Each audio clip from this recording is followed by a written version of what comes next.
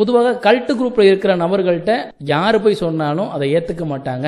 அவங்கள தனக்கு எதிரியாகத்தான் அவங்க பார்ப்பாங்க. சோ அதனால இதை யார் சொல்ல முடியும் அப்படின்னா அந்த குரூப்புக்கு லீடரா இருக்கிறவர் தான் எப்ப இது இப்படி சொல்றாங்க, இப்படி இருக்கக்கூடாது, நாம ஒழுக்கமா இருக்கணும், நாம கட்டுப்பாடோட இருக்கணும், நாம பகுத்தறிவோட இருக்கணும் அப்படின்றத தலைமையில் இருப்பவர்கள் சொன்னால் மட்டுமே தான் இந்த நபர்களை கட்டுப்படுத்த முடியும்.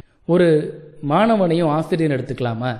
ஒரு மாணவன் தப்பு பண்றான் அப்படின்னு வச்சுக்கோங்களேன், இது ஆசிரியருக்கு தெரிய வந்துச்சுன்னா ஒரு நல்ல ஆசிரியர் என்ன பண்ணுவார்னா அந்த மாணவனை கூப்பிட்டு அவனை சத்தம் போடுவார், இது உன்னுடைய வாழ்க்கையவே சீரழிச்சிரும் அப்படின்னு சொல்லுவார். அதுக்கப்புறமா அவன் திருந்துறதுக்கு அவனுக்கு வழிவகையை சொல்லி கொடுப்பாங்க.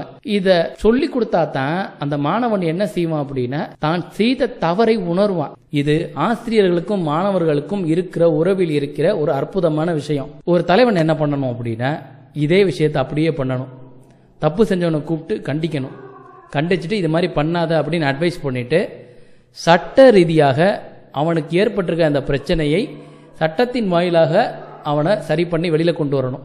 ஸோ சட்டம் தான் நம்ம எல்லாத்துக்கும் மேலே, அது மூலியமாகத்தான் நாம் செயல்படணும், சட்டத்துக்கு நாம கட்டுப்படணும் அப்படிங்கிறத கற்றுக் கொடுக்கணும். அதை விட்டுட்டு ஒரு கல்ட் லீடர் மாதிரி கேஸ் லைட்டிங் பண்ணிட்டு இருக்க கூடாது. இந்த வீடியோவில் நான் பேசின பல விஷயங்களை உங்களுக்கு கோவப்படுத்திருக்கலாம், மனஸ்தாபத்தை ஏற்படுத்தியிருக்கலாம். ஆனா இதெல்லாம் என்னுடைய நோக்கம் இல்லை. இப்ப நடந்த மாதிரியான ஒரு சம்பவம் மறுபடியும் நடக்கக்கூடாது.